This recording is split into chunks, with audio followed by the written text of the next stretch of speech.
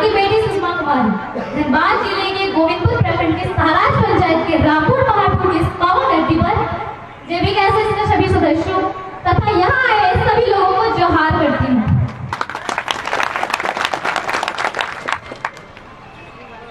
जब भी मैं इस राज्य के इतिहास को पढ़ती हूँ, हमारे वीर योद्धा की संघर्षों की गाथा से मैं खुद को गर्व महसूस करती हूँ। दूसरी ओर झारखंड राज्य 15 नवंबर 2000 के अस्तित्व में आने के बाद से लेकर 2023 तक के इतिहास को पढ़ती हूँ तो मेरा दिल इस राज्य की पीड़ा को देखकर बिलक बिलक कर रोता है। भारत का सबसे अधिक खनिज उत्पादन करने वाला राज्य हमारा झारखंड गरीबी में दूसरा नंबर पर क्यों है? हमारा राज्य पूरे देश को लोहा, तांबा, यूरेनियम, बॉक्साइट, ग्रेफाइट, कोयला तथा सबसे उच्च क्वालिटी के मास्कोफाइड अभ्रक देता है, जिनकी मांग आज पूरे देश में ही नहीं बल्कि पूरे विश्व में। फिर भी हमारा राज्य गरीबी में दूसरा नंबर पर क्यों? मैं बताती हूँ। इसका सबसे बड़ा और सबसे मुख्य कारण है तो वो है इस राज्य की शासन व्यवस्था गलत लोगों के हाथ में होना। भारत का शायद ही कोई ऐसा राज्य होगा जहां 11 बार सरकार बदली, 3 बार राष्ट्रपति शासन लागू हुआ, 6 बार अलग अलग मुख्यमंत्री बना। और एक आश्चर्य की बात बता दूं मैं आप सबको कि हमारे राज्य में एक निर्दलीय मुख्यमंत्री भी बना और वो है सबसे बड़ा घोटालेबाज।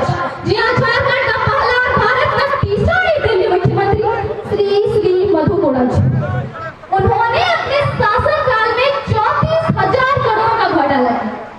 मेरा ध्यान से सुनिएगा, मधु कोड़ा जी ने अपने शासनकाल में 34,000 करोड़ का घोटाला किया, जिससे मतलब जितना हम सोच भी नहीं सकते। चोर मधु कोड़ा चोर। पहाड़ देख रहे हैं ना, उस 34,000 करोड़ से हम इस पूरे पहाड़ को ढक सकते थे।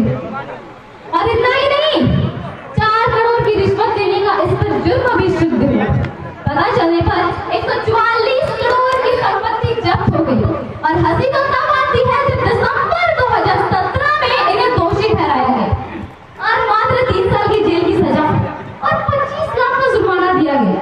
जरा ध्यान से सुनिएगा, जहां इन्होंने 34,000 करोड़ का घोटाला किया जिससे हम इस पूरे पहाड़ को ढक सकते थे, वहां केवल उन्होंने 25 लाख दिया। जो हमारे विक्रम भैया दिख रहे हैं, इनकी तो जेब में पॉकेट में जाएगी 25 लाख दिया। तो विक्रम जी शर्माते हुए घोटाला नहीं करना चाहेगा। इसी घोटालेबाजों के कारण आज हमारा झारखंड गरीबी में जी रहा है। इतना सब कुछ होने के बावजूद मैं आपको बता दूं कि भारत को ईस्ट इंडिया कंपनी ने जितना नहीं लूटा उतना तो झारखंड को झारखंड के गद्दार नेताओं ने लूट लिया। इतना सारा कुछ होने के बावजूद मैं आपको बता दूं, इतना सारा कुछ होने के बावजूद सरकार से जब भोले भाले स्टूडेंट्स नियोजन की मांग करते हैं तो यहाँ की सरकार हमें कहते हैं मुर्गी पालो, सुअर पालो, अंडा बेचो, ये इनका सबसे बड़ा स्रोत है। तो मैं सरकार से कहना चाहती हूँ कि हम लोग क्या मुर्गी और अंडा बेचने के आपको मुख्यमंत्री बनाए? आज झारखंड विकास न होने की सबसे बड़ी समस्या है तो वो है भ्रष्टाचारी, बेरोजगारी, लाचार शिक्षा नीति, खनन का दुरुपयोग, जातिवाद राजनीति, अस्थायी सरकार, उद्योगों में स्थानीय को रोजगार नहीं देना तथा राज्य सरकार के अनावश्यक खर्चे।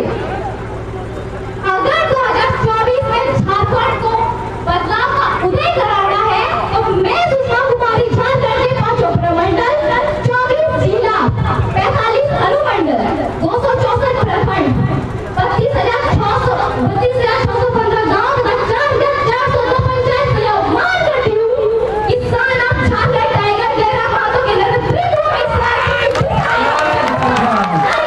झारखंड इस राज्य की दिशा एवं व्यवस्था बदलना ही होगा, तभी हम अपने महापुरुषों का सुंदर झारखंड का निर्माण कर सकते हैं।